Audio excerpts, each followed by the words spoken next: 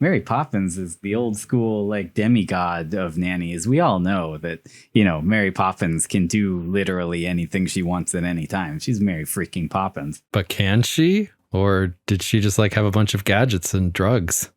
Everyone can clearly hear that we're going to be talking about Mary Poppins today. The 1964 classic is one of the most memorable childhood films for me.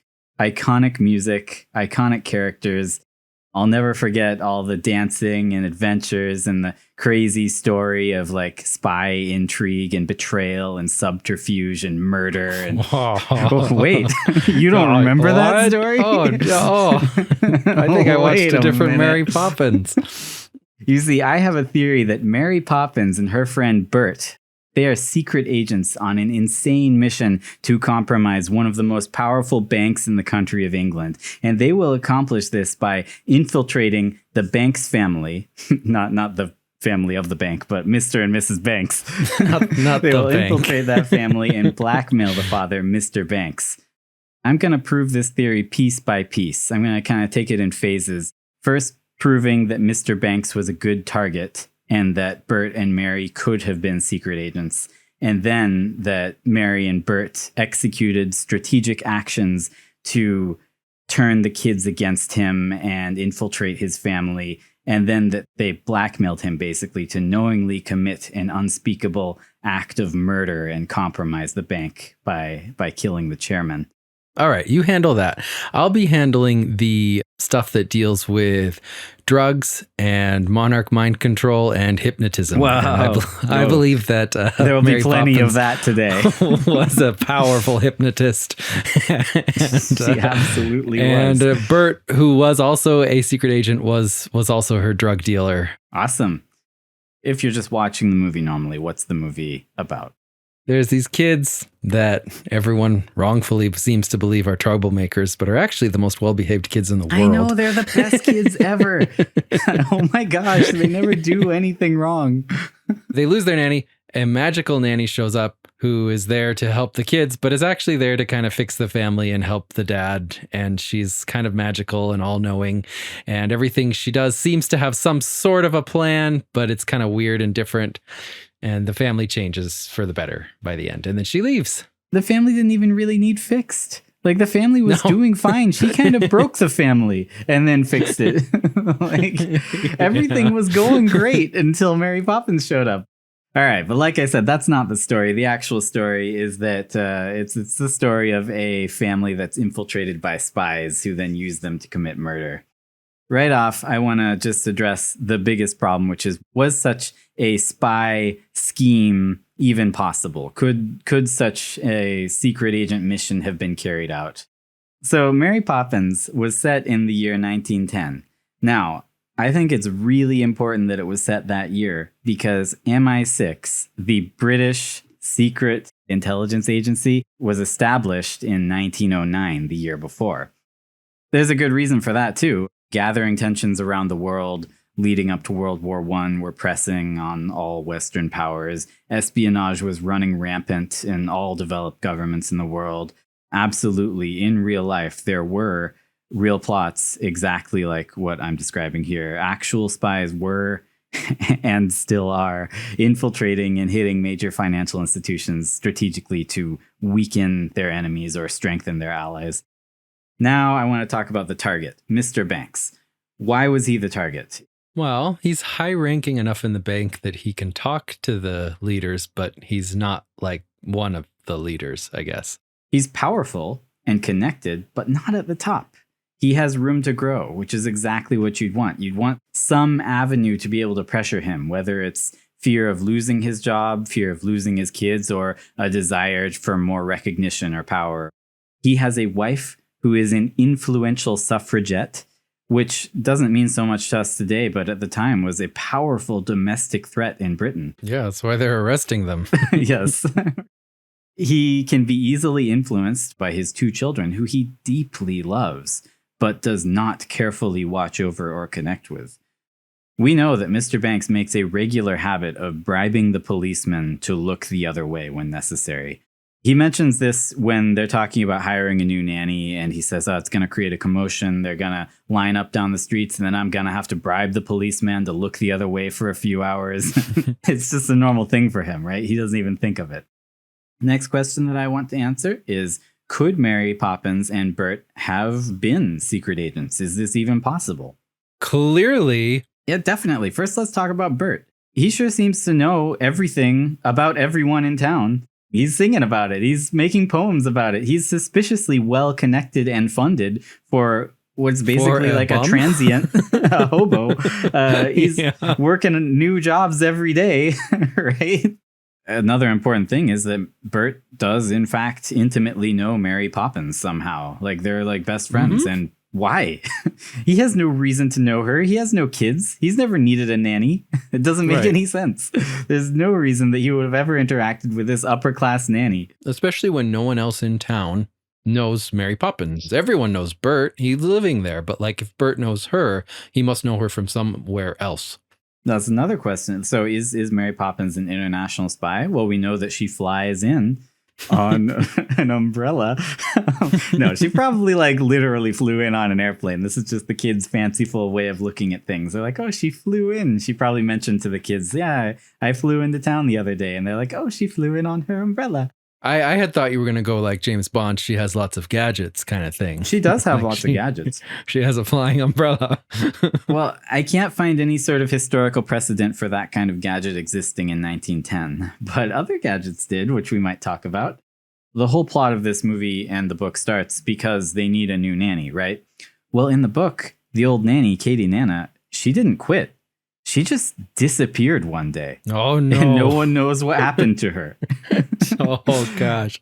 Someone got rid of her. Yep. They just say, well, and that's the book starts out with everyone like in a fuss, and they're not like wondering what happened to her, but they're all just saying, well, now that Katie Nana disappeared, we need a new nanny. So someone murdered Katie Nana. Bert did it. And then Mary Poppins comes in. I'd put money on Bert. Well, no, he clearly did it because he was the one who found the kids in the park and brought them home. So he murdered Katie Nana. Going to the movie version, I did have a mini theory about Katie Nana that that's fine. In the movie, she didn't disappear. In the movie, she quit. So go ahead. No, I have a theory that Katie Nana was like a serial killer who's actively trying to murder these two kids or something. Oh, no.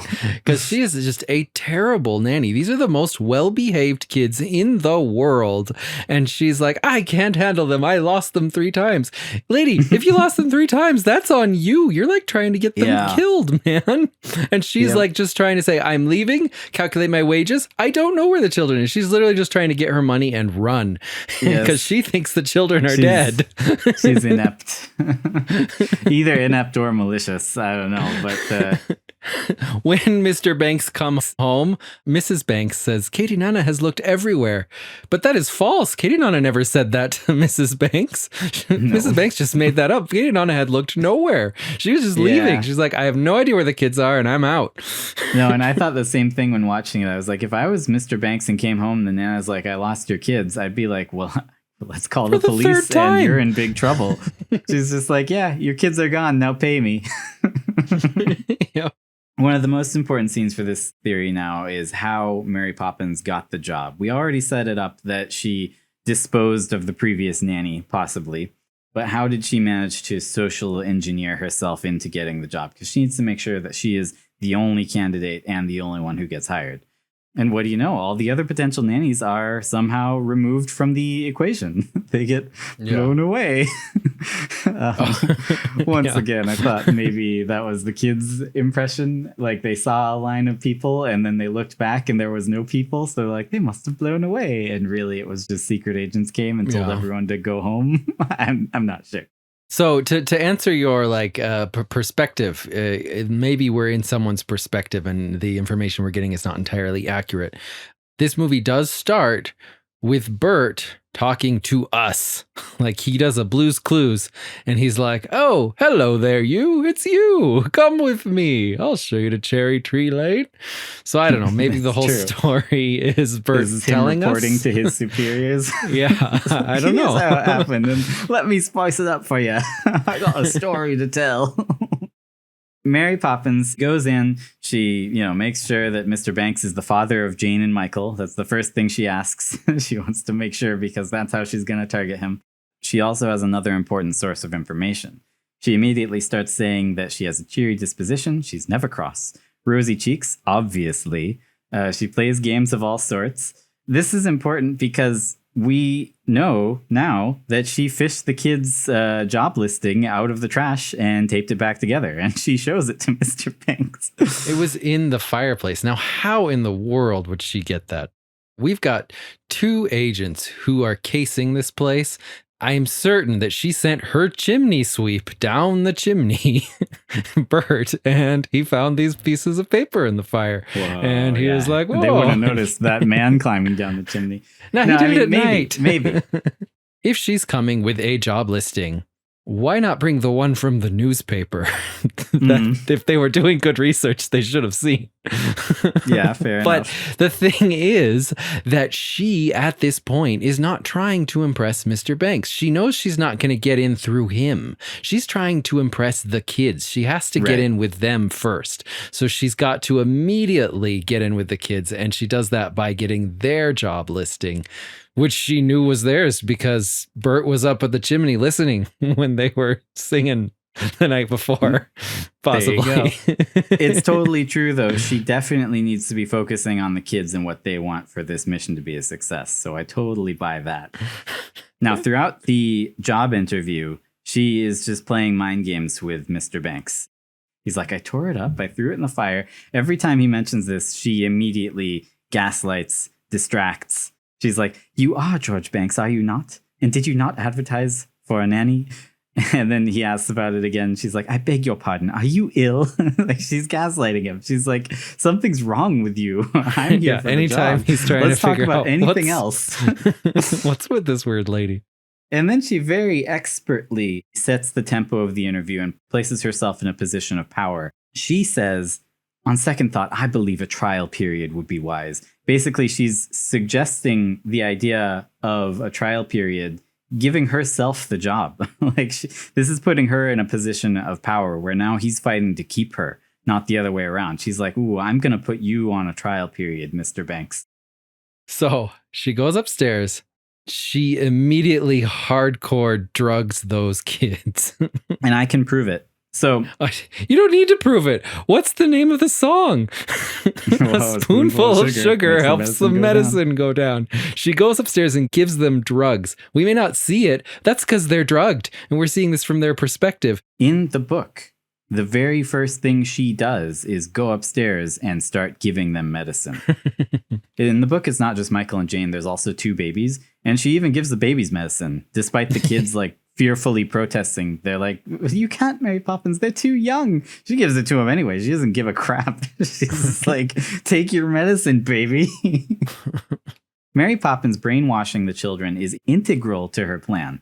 She needs to gain complete control over them. She needs them to trust her, to love her unflinchingly, even in strange and unexpected or dangerous situations. She needs them to also take actions that may hurt them, and she needs them to do this willingly.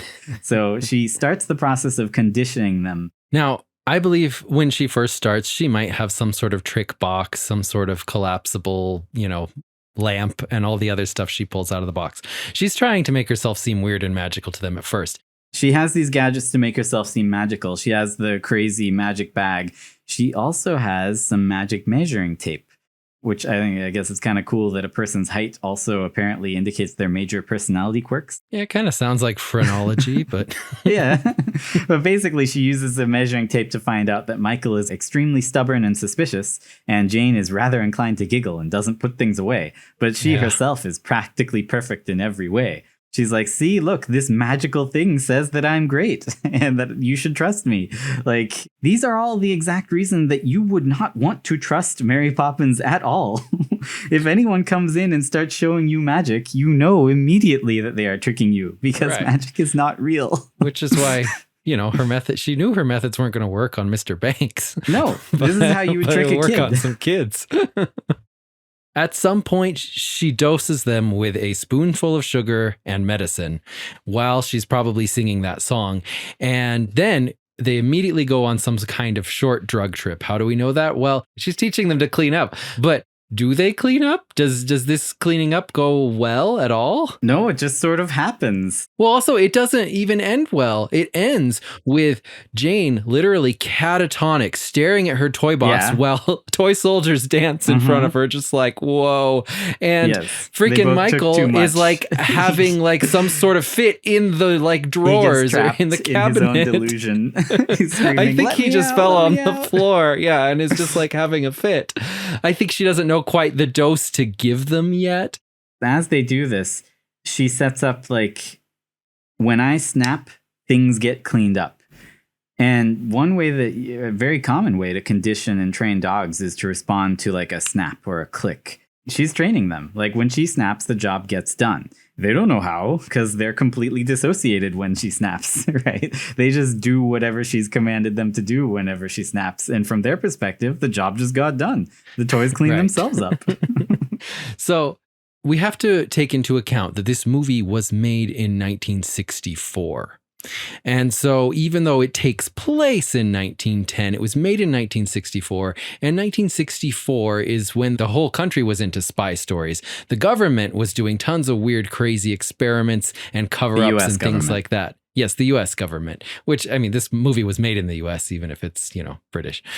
So I'm just saying, like, my favorite subject, of course, is always Project MK Ultra in the U.S., which is, this project where the government was using different methods to try to essentially find a way to do mind control on people. And you say it was a project. Is this a conspiracy theory or like, is this legitimate? Well, there are a lot of aspects of it that are conspiracy theory, but it is a confirmed project that was declassified. Like we know that it happened. It happened. But for the most part, we know that one of the things they did try to use to control people was LSD, and they did give it to people secretly. I believe that the project supposedly revolved around getting the subject to dissociate.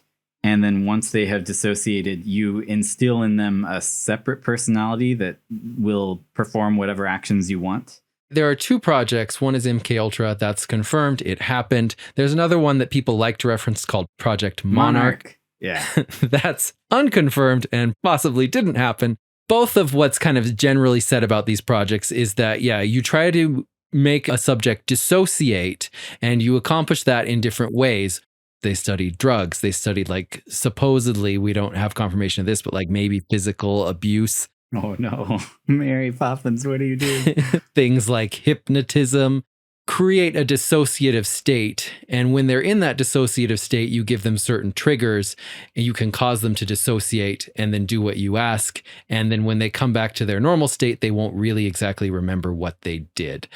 And one of the symbols that is often associated with this is the mirror, and the phrase like through the looking glass can kind of mean someone dissociating from reality. So the hint that we're given here is that Mary Poppins looks in a mirror and her mirror self does something completely different than her normal self. They're giving us a meta level hint. Being cheeky. Yeah. But they're giving us a hint that like, oh, there's two versions of Mary Poppins here. They're telling us this is what she's doing to the kids. She's causing them to dissociate. She's giving them triggers. Very first thing, she didn't even waste any time. Nope. She's turning them into her mind control slaves.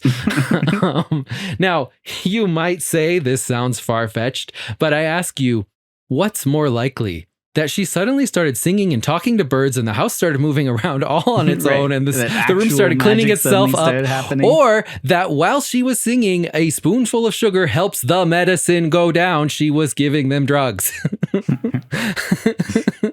Also, at the end of this scene, she seems to be under some sort of time crunch. Like she examines Michael and says, "Let me look at you. Well, you're not as well turned out as I'd like, but still, there's time. There's time." I'm like, she's like, okay, you're not quite brainwashed yet. You're having a fit on the floor over there screaming, "Let me out." But there's time. I can get you ready. Well, then she certainly doesn't let up because she immediately takes the kids to meet her partner, Bert. And today he's a screever, which is a man who leaves indecipherable messages on the sidewalk for other agents to find. And a hat that he primes with money. That too. So I just thought it's interesting that now his job is literally to like write stuff on the sidewalk, because a common tactic that secret agents will use is called leaving a dead drop. When you have already planned with another agent, hey, I'm going to leave something completely inconspicuous in this public location. You find it there, and it's typically a way to convey information between two agents. So we're going to go on another drug trip here pretty soon. Bert is trying to get them to go on the drug trip. Like he's kind of jumping the gun, and Mary doesn't exactly seem happy with him. He looks around and he says to Mary, now is the time. No one is looking. So freaking suspicious. I agree. I think that Bert is kind of her drug dealer. I think he's the one who carries a lot of the drugs. That's the reason she goes to him next, because she used her store of drugs on them in the playroom. She used it all. she that was a crazy trip. Anyway, so he's got drugs, which he keeps mainly in a powder form, which might be in his chalk. Oh, chalk is a powder. And they don't start hallucinating until he leans them over it and draws a road right in front of them, getting kind of some of the dust in the air. Then he tries to get them to dissociate, but the drugs aren't everything. He needs to know the key words. I believe the key words are just 1, 2, 3, and they jump, because that's what Mary Poppins said. Hey, but that's how a lot of like hypnotists work, is they'll count down. They'll be like, when I count down, and snap or something like that. And then when they do disappear, they disappear in a puff of smoke. It's not just smoke. It's dust. It's dust. Powder. And it's psychedelic. It's in like 5 different colors. Ooh, and this movie again was made in the 60s. In the 60s. They know the symbolism of psychedelic dust. He knows they're going to use the good stuff, and he seems to want his fix too. Him and Mary certainly go on this drug trip with the kids. No, without the kids. Right, so yes, by themselves. We're riding on turtles. And here's another good symbol, as people will remember from our classic, amazing Anastasia episode, which you should go listen to. It's such a good episode. The butterfly is a symbol of monarch mind control. And when they get into this hallucination, Bert and Mary are surrounded by like a flock of butterflies. And it's a jolly holiday. And what is a holiday? What? It's leaving the normal world and going on a trip, a drug trip. Whoa, a drug trip. Whoa. So I believe that everything here is designed to teach the kids that Mary Poppins is great. They're just going around to different places in the town while they're really high. They're going to a cafe. They go to a horse race. The whole time, Bert is just talking about how great Mary is. He's like, Mary's so great. Oh, you kids are going to love her. She's so wonderful. Tip of the top, cream of the crop. Completely tweaked out, babbling incoherently about how wonderful she is. Immediately afterward, they just start speaking nonsense. They're going crazy. They go nuts. So I do want to talk a little bit about supercalifragilisticexpialidocious. There are actually other versions of that song. Songwriters named Gloria Parker and Alan Holmes. They're also known as Patricia Smith and Don Fenton. They wrote another song called Supercalifragilisticexpialidocious a decade and a half before Mary Poppins ever came out. Seems like they wrote this song, and they even sued Disney and said, hey, you completely ripped off our song. They sued the Sherman Brothers. So there's a couple of versions of the song that Gloria Parker and Alan Holmes wrote, and I've listened to them, and Disney definitely ripped them off. Oh, yeah. No, they screwed their songs them. Have a really, really similar pacing and tune and words to supercalifragilisticexpialidocious as saying in Mary Poppins. Yeah, you think? It's the same word, essentially. If you're listening, look up it's also called The Super Song by Gloria Parker and Alan Holmes, and just listen to it. I've found 2 different versions, and one of them has really, really similar pacing, and the other one has very similar words. And did Disney win that lawsuit? Oh yeah, Disney totally won. Of course. So the House of Mouse always wins. When the movie came out, they originally were just like, we wrote that song and we made up everything all by ourselves. We made up supercalifragilisticexpialidocious. But then Disney got sued and they completely changed their story. And they're like, everyone knows that word. It's been around for public years. domain. Since way before we were born. It's like a super common word that everyone uses and has always used. And that's how they won the lawsuit. The judge was like, well, they proved it. It's a common word. It was common because of the song by Gloria Parker and Alan Holmes. And I'm certain that the Sherman Brothers heard that song growing up, and that's how they learned the word, and then they just ripped it off. Yeah. I'm certain that the reason they won was just because Disney had more money. There you go. So what ends this drug trip is rain. We see the chalk melting away. The drugs are going away. And also probably the cold water is kind of snapping them out of it. And then the adventure's over and they go home. Immediately, the cut from that scene with them waking up to the next scene is Michael screaming, no, I won't take your nasty medicine. And they're in the playroom and she's trying to give them medicine. Michael's getting fed up. He doesn't want more medicine. He's like, stop it. I've had enough. Well, why would he be saying we don't want your nasty medicine if on some level he subconsciously knew she'd already given it to them at some point? And then she says, people who get their feet wet must learn to take their medicine. She's saying that she's trying to keep them high, and the drugs they got from Bert have worn off because of the rain, confirming exactly what I just said. Yeah, sure. The rain foiled her drug trip, and she's like, you got to take more medicine. Or maybe she's just saying, if you don't take your medicine, you'll get sick. Well, how do you think that the medicine changes color? It's because they're on drugs. And then she takes some too, and she's like, rum punch. The kids say, we couldn't possibly sleep because so many lovely things happened today. And I think this is kind of why she's giving them the present, because they're probably still like a little crazy from the other drugs she gave them. We don't know exactly what hallucinations Mary Poppins experienced during that scene, but what we saw was what the kids were seeing because they describe all the things they did to Mary Poppins, and she seems to act surprised as though she does not remember those things, because they were, of course, having their own hallucinations, which might not have been the same as her.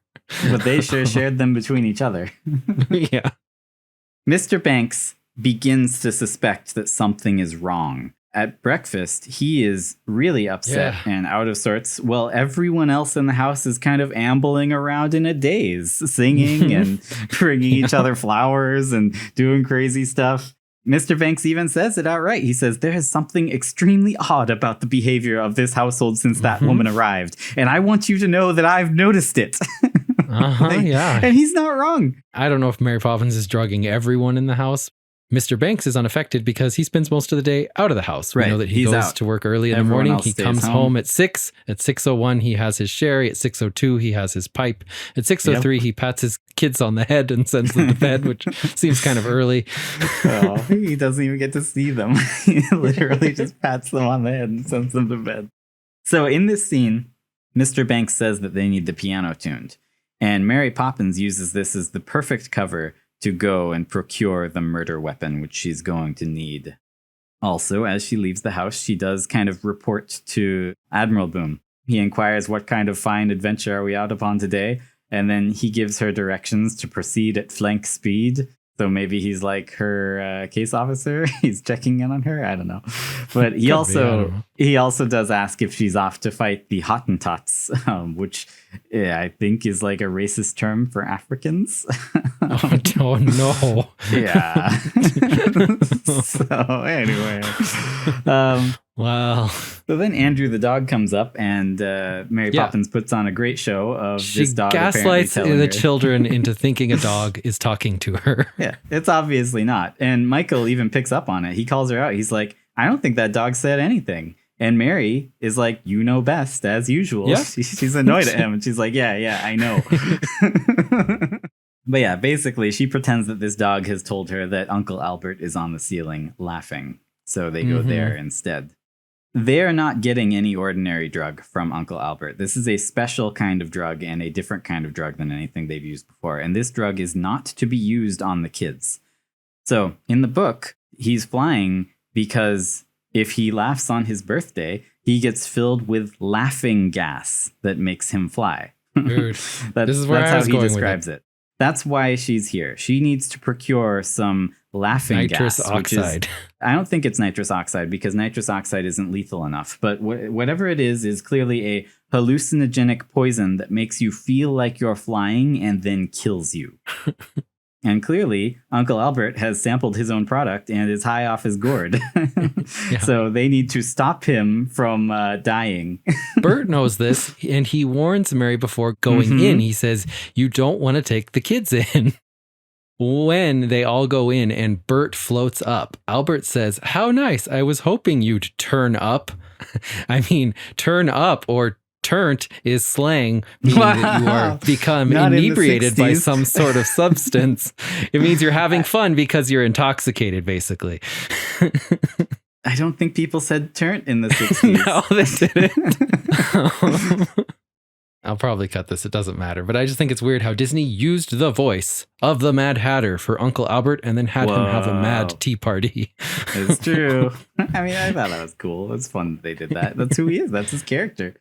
This scene is important because Mary Poppins has now procured the murder weapon. She is now ready to proceed with her plan. She has the laughing gas. Now we're on to setting up the murder. George Banks comes home and finds his kids blathering like idiots about a man with a wooden leg named Smith. George Banks confronts Mary Poppins. He says, I'm disturbed to hear my children talking about consorting with racehorses, fox hunting, which actually he doesn't mind because, it's tradition. Yeah, it's tradition.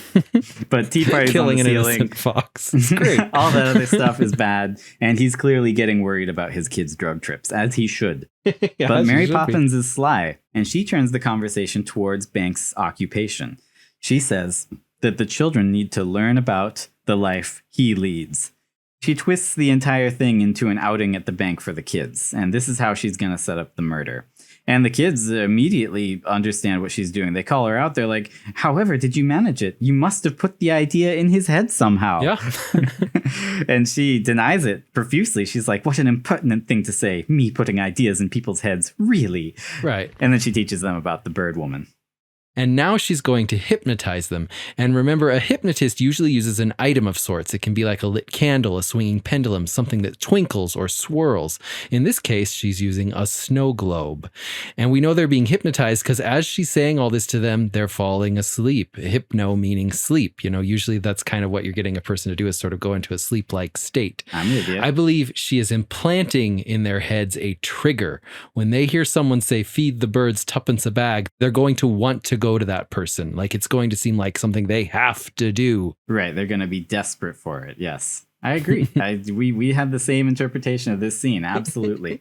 And I mean, if you don't think that this is possible, you can go to a hypnotist show or watch one on YouTube. If someone is willing and trusting of the person doing the hypnotizing, you can implant an idea in their head that something is desperately important. That they need to shout a certain phrase or do a certain thing if they hear a trigger. So this is where it all comes together. This is where Mary Poppins and Bert pull off the most complicated part of their plan. Mr. Dawes comes in, the elder Mr. Dawes, and Mr. Banks introduces him. He says, that's the chairman of the bank, the elder Mr. Dawes, a giant in the world of finance. The actor who's playing Mr. Dawes right now is Dick Van Dyke. And I gotta say, in HD, you can so clearly see not only the globs and gobs of makeup everyone has on, but also the extremely not good prosthetics that Dick Van Dyke is wearing. Yeah. You can clearly see the seam in the bald cap and where the wig sits on his head. Right here, he reveals the purpose of Mary Poppins' entire mission. He says, well stands the banks of England, England stands. When fall the banks of England, England falls. Yeah. What they do here is they very expertly cause a bank run. The bank run it's just like the cherry on top. What they're trying to accomplish here is a bank run. And I believe that, they do want to destabilize England. But more importantly, they want to get Mr. Banks fired so that he will do exactly what they say and murder the chairman. Now they have to cover their tracks. The kids run out of there, and I gotta say, Mr. Banks is a little irresponsible to just kind of stay at the bank while his kids run down dingy back alleys and get accosted by crazy strangers that come with me, my dears. Granny will hide you. I gotta say, as a kid, just the cinematography of this scene and how it's lit, I thought this scene was terrifying and lasted for a lot longer. Yeah, me too. It lasts like 2 seconds. I thought they were lost for a long time with old ladies following them. Well, and then Bert's pretty scary too. So he shows up and he is filthy. He's covered in soot. He sarcastically consoles the kids. Like, he's not being sincere right now. He says, well, the one my heart goes out for is your father. There he is in the cold, heartless bank every day, hemmed in by mounds of cold, heartless money. Like, he's saying this. He's mad about their dad. He's like, yeah, poor Mr. Banks, surrounded by money. He's got it so bad. I didn't exactly take that to be sarcasm, but I can see where you're coming from. So he takes the kids home. And I think that Mrs. Banks is very irresponsible here as well, because she tries to pawn her kids off on everyone else. Hey, stranger, random chimney sweep who brought them home. Can you take care of my kids? Let me talk about them getting sucked up the chimney. So right, Bert is cleaning the chimneys, and suddenly Michael gets sucked up and Jane gets sucked up. Mary Poppins' response to this is, Bert, I will thank you to stop putting ideas in their heads. I think basically she's saying, you're just the drug dealer. It's my job to get them high and put ideas into their heads. She's mad that he was like dosing them with this whatever chimney dust that has hallucinogenic properties and getting them high without her permission. Fair enough. Otherwise, I don't know how to explain this next scene because it's kind of a trip. So I don't have basically anything to say about. There's nothing to say. It's just it's a totally gratuitous drug trip. They go wandering around along the rooftops. She turns the smoke into a staircase. They climb up on top of a church, go wandering around. But then all of the other secret agents in town show up, because they're suddenly surrounded by all of Bert's pals. There's a lot of them. And Admiral Boom thinks they're all Hottentots because they're basically covered in blackface. No, again, Admiral Boom. Oh my god! Know. And he decides to murder them because he's like, black people, I'll shoot them. But yeah, Admiral Boom's a bad guy. We don't like Admiral Boom. Gosh, don't be like Admiral Boom. Still alive in Mary Poppins Returns. I know. I think that whoever rewatched Mary Poppins when writing Mary Poppins Returns didn't know what Hottentot was. They probably didn't look up Hottentot. So then the agents all ransack the bank household. He comes home to a house full of secret agents and says, would you so kindly explain all this? I think that they're flexing. I think they're saying, we have the power. We have your children. We can take them at any time. Michael even tries to leave dressed up as a sweep. Mr. Banks is like, explain all this. What's going on? And Mary Poppins is like, first of all, I'd like to make one thing quite clear. I never explain anything. And basically she's saying, I'm not going to explain my mission to you. Just do what you're told or things will be bad for you and your kids. This is the coup de grace. This is when they lay everything on the table. This is when they blackmail Mr. Banks and give him the murder weapon and give him his task. He gets a phone call. He has now lost his job and he's desperate and he is ripe for recruitment by any sort of secret government agency that would want to recruit a spy or an agent or an operative. So Mr. Banks, he sort of blames Mary Poppins for this, and he's right. No matter how you look at it, he's right. He says, it's all that Mary Poppins. From the moment she stepped into this house, things began to happen to me. And Bert starts to defend her. And as Mr. Banks laments the fact that his life's ambition is now basically gone down the drain and his entire life is in chaos, Bert smiles triumphantly, which I thought was kind of interesting. Like, Mr. Banks is like in the deepest sorrow and Bert like looks at the camera and is like, yes. I did notice that he has this because he's kind of singing random lines here. He gets a very smug look on his face when he sings the line, spoonful of sugar to Mr. Banks. It has a different meaning though. He's telling Mr. Banks what to do. He's like, you need to deliver a spoonful of sugar to the chairman now. So whoa. Bert ingeniously How did he expect Mr. Banks to get this coded message? It's pretty clear. There's no doubt what they want him to do. Bert ingeniously recruits Mr. Banks at this point. Banks is all like, you know what she did? I realize it now. She tricked me into taking Jane and Michael to the bank. That's how all this trouble started. Now Bert needs to go into social engineering mode. He needs to bolster Mr. Banks's confidence, but also make that confidence dependent on him and Mary Poppins. He says, well, she tricked you into taking the children on an outing? Outrageous! A man with all the important things you do. Shameful! You're a man of high position. He's not. He just got fired. Esteemed by your peers. And when your little tykes are crying, you haven't time to dry their tears. This is a threat. And I think Mr. Banks understands it because he looks extremely fearful at this point. He looks at the camera with wide eyes. He says, and to see them grateful faces smiling up at you because their dad always knows just what to do. He's social engineering Mr. Banks, saying, you're going to lose your kids if you don't do just what we tell you now.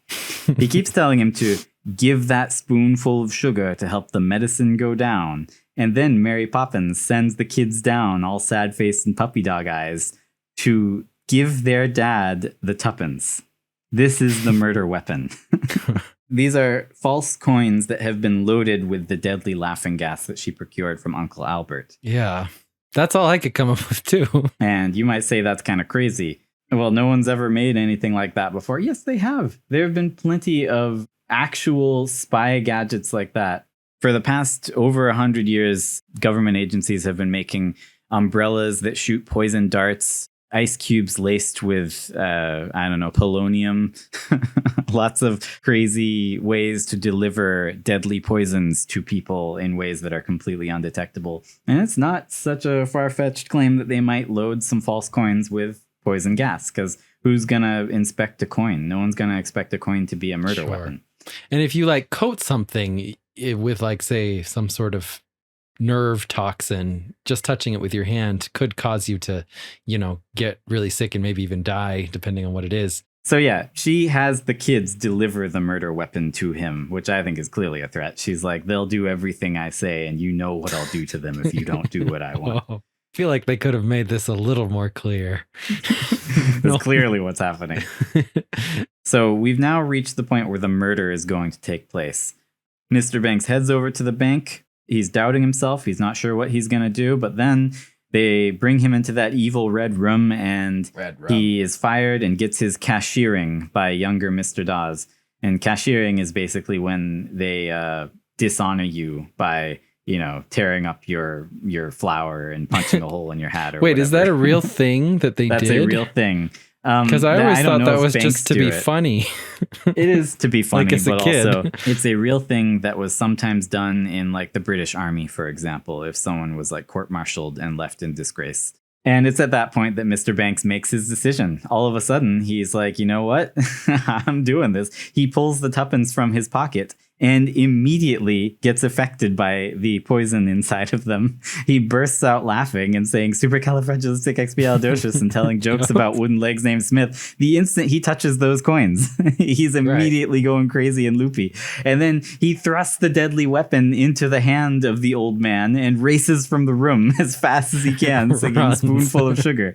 He is out of there. And they are right to be afraid. The younger Mr. Dawes is like, don't strike my father. He wants to. He's like, I'm gonna kill your dad. That's what he's trying to do. So The elder Mr. Dawes he ponders the joke about the wooden leg named Smith, and as he does this, he's handling the tuppence. He's turning them around in his hand and rubbing them all over, and then he starts to laugh, and then he floats into the air, and then he dies laughing. So he gets affected by the hallucinogenic properties of these drug-loaded coins, and he's a frail old man, so I'm sure a pretty small dose could kill him. Old, so. And two of the greatest secret agents who have ever lived have now pulled off an untraceable murder. It could only ever come back to hurt Banks. They're completely in the clear. The aftermath of this, Mary Poppins is packing up. She's going to get out of there. She doesn't need to stay around. Everything's done now. Everyone thinks Mr. Banks is missing. They called the police, but he was in the cellar making kites. He's, I think, not doing too well and is kind of just trying to salvage his relationship with his kids now. While they're flying kites, they run into the entire senior staff of the bank who are also flying kites. I think it's interesting that they're doing that right when Bert has suddenly become a kite salesman. And younger Mr. Dawes congratulates Mr. Banks and informs him that my father died laughing, but there's nothing to worry about. I've never seen him happier. And also, you're a new partner. probably Mary and Bert leveraged the death of his father as a threat and told him to rehire Banks. Because why else would he? It doesn't make any sense. He seems so happy. My father died laughing when moments ago he was like, "Do not strike my father." He's very protective of him. He's scared. He knows they'll get him next. So I don't know. And now Bert and Mary Poppins have successfully recruited Mr. Banks and inserted him as the senior staff, a partner of this bank. Their plot could not have gone off better. They did an amazing job. And then Mary's parrot umbrella starts talking to her. This is a call from her operator, from her case manager, checking in on her. And he's like, "Yep, time for you to be off." And then he starts bad-mouthing the kids. The case manager's not very professional. No, he's like, "They think more of their father than they do of you." And she's like, "That's as it should be." And he's like, "Don't you care?" So he's basically checking in to see if she has been emotionally affected by this job. And she gives the right response, which is, "Practically perfect people never permit sentiment to muddle their thinking." Whoa. Practically perfect people is code for secret agents. Yeah, secret agents. She's like, "I am not getting sentimental. I'm coming back and we're going to do more jobs." A great professionalism there, just keeping up their code because they know that this radio could be intercepted, this radio signal. Oh, yeah, definitely. They're just being careful. So yeah, as the credits roll past, we see that Mr. Dawes Sr. was played by Navkid Cade, which then de-scrambles itself to spell Dick Van Dyke. Wow, yeah. So, what do you think? Were Bert and Mary Poppins actually secret agents on a crazy mission to assassinate the chairman and basically blackmail Mr. Banks to do it? No. I mean, yes, of course. Yeah, they were totally. No, obviously not. We just twisted this whole movie around. We've proved that they definitely could be, that secret agents were doing this kind of thing at that time. And that we both pointed out some very good evidence for a lot of things, you know. There's lots we of drug supported trips in this there. Extremely unbelievable theory, I think, very well, considering how crazy it is. I fully believe this theory 100%. I was just, for some reason, I was laying in bed thinking about Mary Poppins, and then it just hit me, and I was like, oh my gosh, they were trying to assassinate the chairman. They were secret agents. Gosh, I can't count the number of times that's happened. I'm just staying up late thinking about Mary Poppins, and then it clicks. That's the life I live. I don't know. That's why we do this podcast. Whoa, dude. So we proved it.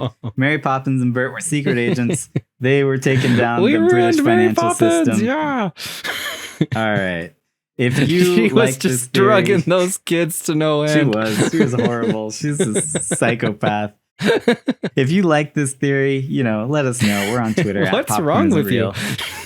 If you did like this theory, do rate this podcast. Yeah. Because that'll help other people. If you like the show, it really helps people to find us if you give us a good rating. And also, you can find us on Twitter at Popcorn Isn't Real. Music for this episode was provided by Christine. And remember, the popcorn isn't real.